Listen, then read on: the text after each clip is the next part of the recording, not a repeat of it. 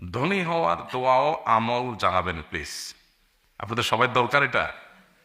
ধনী হইতে চান না আপনারা? কি আজব কথা, সবাই দরকার? তাহলে বলবো? আচ্ছা ঠিক আছে, মনোযোগ দিয়ে শোনেন, কিন্তু সিরিয়াস ইস্যু কিন্তু। ধনী হওয়া না হওয়ার ব্যাপার ভাই, ধনী হওয়ার আমল এবং দোয়া এটা জানার আগেই ঠিক করতে হবে ধনী হওয়া কাকে বলে। ধনী হওয়া, আমি কিন্তু দোয়া শিখাই দেবো, কিন্তু আমি কথা ঘুরাচ্ছি না গেলে আপনারা মনে করেন যে বুঝে মনে পাশ কেটে যাচ্ছে, না না, আমি দোয়া কিন্তু বলবো, আমল বলবো ইনশাআল্লাহ। কিন্তু তার আগে জানতে হবে ধনী হওয়া কাকে বলছে।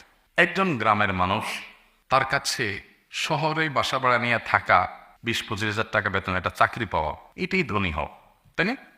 আবার যে শহরে থাকে 20-25 হাজার টাকা বেতন পায় বা 30 হাজার টাকা বেতন পায়, 15 কয়েকটা বাসা নিয়ে থাকতে পারেন, তার কাছে ধনী হওয়ার ডেফিনেশন কি? তার কাছে ধনী হওয়ার ডেফিনেশনটা ফ্ল্যাটের মালিক হওয়া এবং মাসে 50-60 হাজার টাকা হাতে আসে, এটা হলো তার কাছে। আর যে একটা ফ্ল্যাট মালিক এবং এরকম টাকা আসে, তার কাছে ধনী হওয়ার ডেফিনেশন কি? একটা বাড়ি মালিক হওয়া এবং মাস শেষ কয়েকটা ফ্ল্যাট থেকে লাখখানিক টাকা ভাড়া আসা। আর যে এইটার মালিক, তার কাছে ধনী হওয়ার ডেফিনেশন কি?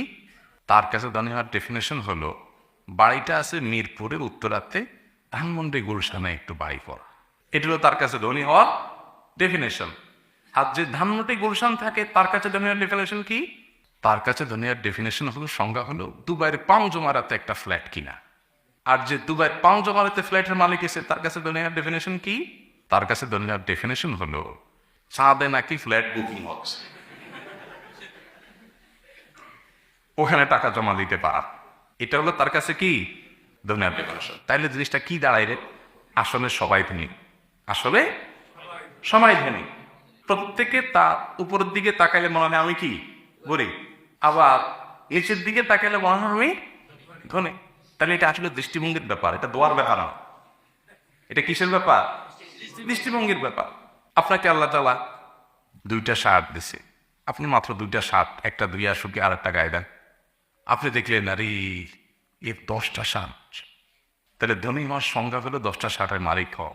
হুজুর একটা আমল শিখিয়ে দেন যে দোয়া করলে মাত্র 10টা শার্ট হয়ে যাবে। এবার আমি দিলাম আপনাকে একটা দোয়া শিখিয়ে, আপনি দোয়া পড়ে 10টা শার্টের মালিক হয়ে গেছেন, ধনী হয়ে গেছেন। এখনো ধনী হন নাই, কারণ ওই যে দোয়া পড়ে পড়ে পড়ে পড়ে পড়ে পড়ে কষ্ট করে করে 10টা শার্টের মালিক যেদিন হবেন, ওই দিন আরেকজনের সাথে পরিচয় হবে, তার 50টা আছে। কয়টা আছে তার? 50টা।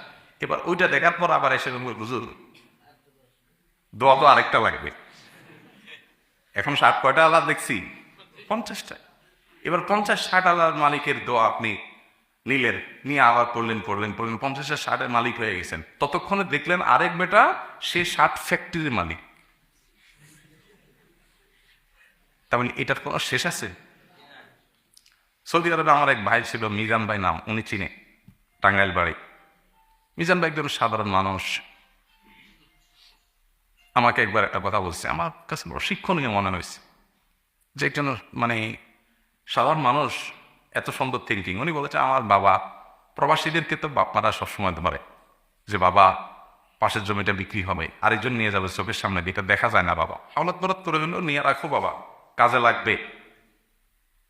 বাবা ছেলের ভালোর জন্যই হয়তো বাপ মা বলেন, কিন্তু ছেলের তো এই চক্কর থেকে আর বাইরে যেতে পারে না, তাই না? তো উনি বলেছে আমার বাবা আমাকে বলছিল যে বাবা আমাদের জমির পাশের জমিটা বিক্রি হবে, আরেকজন এসে সেখানে থাকবে, কি সহ্য করা যায় বলো? পাশের জমি যেভাবে হোক বাবা নিতে হবে। তাই বলল কি বলছেন আপনি চাচারে? বলে যে আমি আমার আব্বাই বলছি আব্বা কোনো অসুবিধা নেই, আপনি যেহেতু নিয়ত করছেন পাশের জমি নিতে হবে, আমি যেভাবে হোক টাকা জোগাড় করে নিয়ে ফেলবো। সমস্যা তো সেখানে না, সমস্যা হলো কয়দিন পরে পাশেরটা বিক্রি হবে। এখন হয়তো উত্তর পাশেরটা বিক্রি হয়েছে, কয়দিন পরে দক্ষিণ পাশেরটা বিক্রি হবে, আবার কয়দিন পরে পূর্ব পাশেরটা বিক্রি হবে, আবার কয়দিন পরে পশ্চিম পাশেরটা বিক্রি হবে, আবার যেটা কিনেছি ওইটার মাসেরটা বিক্রি হবে। তো আমি কত দূর এভাবে যেতে থাক? এটা তো একটা লিমিটেশন থাকা উচিত না? এই ঘটনাটা আপনাদেরকে কেন শোনাইছে জানেন? এটা শোনাইছে শুধু এটা বোঝার জন্য যে আমরা আসলে সবাই ধরুন, আমরা কেউ আসলে গরিব, এটা মনের ব্যাপার, এটা মানসিকতার ব্যাপার। আচ্ছা, এই জন্য নবী করিম সাল্লাল্লাহু আলাইহি ওয়াসাল্লাম একটা হাদিস আছে, স্বর্ণ দিয়ে লেখা মতো হাদিস, স্বর্ণ কয় লেখা কি সেটা? লাইসাল গিনা বিকাসরাতিল আরব, ওয়ালাকিন্নাল গিনা গিনান নাফস। এই এতক্ষণ যা বললাম এটা খুলাসাই হাদিস। নবী সাল্লাল্লাহু আলাইহি সাল্লাম বলেছেন, অনেক সম্পদের মালিক হওয়া এটার নাম ধনী হওয়া নয়। তাহলে ধনী হওয়া কিসের নাম? ধনী হওয়া হলো মনের দিক থেকে কেউ যদি ধনী হয় সে হলো ধনী। মনের দিক থেকে ধনী কিভাবে হবেন? বুঝি আপনি মনে করবেন আপনার কোনো অভাব নেই, আমি সুখী মানুষ, আমাকে আল্লাহ হাত দিয়েছে পাও দিয়েছে, অনেকে সেটা দেননি, আমি অনেক ভালো। আমার এসব কথা শুনে আপনারা বলবেন হয়তো যে হুজুর আপনার তো সব আছে, এই জন্য সব লম্বা লম্বা কথা বলতেছেন। আমি আল্লাহর অলফ করে বলতে পারি, শপথ করে বলতে পারি যে ঢাকায় যখন আমার বাসায় আমি এক হালি ডিম কিনতেও কষ্ট হইতো, এবং কিনলে সেটা ভাগ করে খেতে দিত। একটা গোটা ডিম পরিবারের সবাই আলাদা আলাদা সবসময় খেতে পারতাম না। তখনও আমার কাছে মনে হয়, আমার ওয়াইফের সাথে মাঝে মধ্যে আলাপ হয়, সে আমার সাথে একমত, তখনও আমাদের কাছে এক মুহূর্তের জন্য মনে হয় না আমাদের কোনো অভাব আছে। খুব ধনী মনে হয়, আমি খুব সুখে আছে। বহু কোটিপতি, বহু সম্পদশালী আমার জীবনে দেখেছি যাদেরকে আল্লাহ তাআলা শত শত কোটি টাকার অ্যাসেট দিয়েছে। এরকম বহু মানুষ আমি আমাদের চোখে দেখেছি যারা এত অ্যাসেটের মালিক হওয়ার পরেও তারা হালতাস করে, হুজুর কিভাবে চলবো জানি না। আমার কাছে কালকেও একজন আসছে, এরকম একজন ইন্ডাস্ট্রির মালিক, বলতেছিলেন হুজুর সামনের দিনগুলোর কি হবে বুঝতেছি না, যদি স্যাংশন আইসা যায় দেশে, ব্যবসা বাণিজ্য এমনি লাডে উঠছে, বাকিটা উঠবে, মাসের খরচের টাকাটাও জোগাড় হবে থেকে আমি যাই না। এটা যে ভদ্রলোক বলতেছে তার যে পরিমাণ অ্যাসেট আছে সেটা এগুলো বিক্রি করে বসে বসে খাইলেও 2-1 প্রজন্ম চলে যাওয়ার কথা। বা সে টেনশন করতেছে যে সে কি খাবে। এগুলো কিসের ব্যাপার বলেন? মনের ব্যাপার। বিশ্বাস করেন, আমি শপথ করে বলতে পারি আমাদের বেশিরভাগ মানুষের অভাবটা হলো মনে। অভাবটা কোথায়? মনে। আপনি কেন নিজেকে গরিব মনে করতেছেন? ওর বাড়ি গাড়ি আছে দিকে অনেক সুখী মনে হয়, অনেক বড় লোক মনে হয়, অবচেয়ে আপনি অনেক সুখী আছেন, আলহামদুলিল্লাহ, রিল্যাক্স, শুকরিয়া আদায় করেন। শুকরিয়া আদায় করলে কি হয় জানেন? শুকরিয়া আদায় করলে মানুষ সুখী হয়, যা হয়েছে আলহামদুলিল্লাহ। আর যখন বলবেন না, নাই নাই খাই খাই, তখন যা হবে তারপর আরো কি থাকবে? দুঃখ থাকবে। এই জন্য আমি সবসময় একটা কথা বলি, 6 তলার পারমিশন পাইছেন বাড়ির, 6 তলা করা শেষ, এরপর রড বাইর করে ফিরে দিছে, আছে না নাই? কেন বাইর করছে? না না, আর তো পারমিশন পাবে না, পারমিশন তো শেষ 6 তলার, রড বাইর করে রাখছে কেন? একটু কখনো টাকা পয়সা জোগাড় করতে পারলে একটু ওয়াল করে উপরে একটু টিন দিয়ে ওঠা একটু ভাড়া দিবি। বুঝতে পারছেন? তাহলে এই লোকটা কি অভাবী নাকি ধনী? অভাবী না তো? অভাব আছে না? এখন টাকা নাই বইলে জোগাড় করে দিবে, তাহলে গরিব মানুষ মূলত টান আছে, তাই না? গরিব মানুষ কম। গরিব মানে কি? গরিব শব্দটা আরবি, এর মানে কম, তা কম আছে এখন। আরেকজন কুড়ে ঘরে আছে, হয়তো ভাড়া ঘরে আছে, হয়তো বস্তিতে আছে, মাগা ইনকাম করে আয়সা বাজার থেকে ডাল আলু ভর্তা জোগাড় করে আয়না খায়া তাকে টান দিয়া গম দিছে গীত গাইতে গাইতে। এই লোকটা রড পাইপ করার টেনশনও নাই, আর কিছু বাড়ানোর টেনশনও নাই। এই লোকটা হলো প্রকৃত অর্থে ধনী। এই কথাগুলো আপনাদের কাছে হয়তো একটু, বিশেষ করে বেকার যুবকরা এসব ওয়াজ শুনলে মেজাজটা অনেক বড় হয়, যে হুজুর আমল চাইছি আপনার কাছে, এতগুলো কথা শুনে দিলেন আপনি। দেখেন, আমি আবারও বলি, আল্লাহ তাআলাকে সাক্ষী রেখে বলি, যখন আমার বাচ্চাদেরকে ঈদ উপলক্ষে 2টা জামা কিনে দেওয়ার মতো ক্ষমতা বা একটা জামা কিনে দেওয়ার মতো আর্থিক ক্ষমতাও ছিল না, কোনো ওই দিয়ে দিতে পারছি, কোনো ওই দিয়ে পার নেই, আমি শপথ করে বলতে পারি আমার এক মুহূর্তের জন্য মনে হয় না যে আমি গরিব মানুষ বা আমার নাই। আমি নিজে মানসিকভাবে খুব হ্যাপি এবং খুব প্রফুল্ল এবং খুশি ছিলাম, আলহামদুলিল্লাহ। আপনি যদি সুখী হতে চান, ধনী হতে চান, আপনি যে অবস্থা আছেন আলহামদুলিল্লাহ বলতে শিখেন, উপরের দিকে আল্লাহ নিয়ে নেবেন, না নিলে নাই। আমি যে অবস্থা আছি আমি শুকরিয়া আদায় করবো, আপনি প্রকৃত সুখী হবে আশা। এই জন্য ভাইরা, নবী করিম সাল্লাল্লাহু আলাইহি সাল্লামের এরকম কোনো দোয়া আমি জানি না যে দোয়া তিনি বলেছেন, আল্লাহুম্মা ইন্নী আসআলুকা কাসরাতাল আমওয়ালি ওয়াল আরাদি ওয়াল ফুলুস, আল্লাহ তোমার কাছে অনেক পয়সা, অনেক টাকা, অনেক জমি জমা চাই, এরকম কোনো দোয়া আমার জানা নেই। তাহলে কি আছে? নবী সাল্লাল্লাহু আলাইহি ওয়াসাল্লাম আমার কাছে দোয়া করতেন, আল্লাহুম্মা ইন্নী আসআলুকাল আফিয়া ফিদ দুনিয়া ওয়াল আখিরা, আল্লাহ আপনার কাছে সুখ চাই কি চাই? শান্তি চাই, প্রশান্তি চাই, সুস্থতা চাই। এটা ছিল তার দোয়া।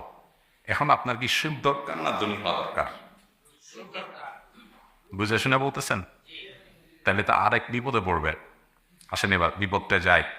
আমি বিভিন্ন সময় বলি, দুইটা অপশন যদি আল্লাহ তাআলা দেয় এখন, যে একটা ব্লাঙ্ক চেক দেওয়া হবে তোমাকে, ব্লাঙ্ক চেক, সিগনেচার করা খালি চেক, ফিগার তুমি বসায় নিবা 10 কোটি, 20 কোটি, 50 কোটি, 100 কোটি, যা মনে চায় ফিগার তুমি বসায় নেবে, এবং এটা দিয়ে তুমি গাড়ি, বাড়ি, ফ্যাক্টরি বহুত কিছু করতে পারো। তবে এগুলো করার পর তুমি সুখে থাকবা নাকি কোনো ক্যান্সার হয়ে ধরা পড়বে না কোনো সমস্যা হবে সেটা বলা যাচ্ছে না, হইতে পারে না হইতে পারে। এটা একদিকে।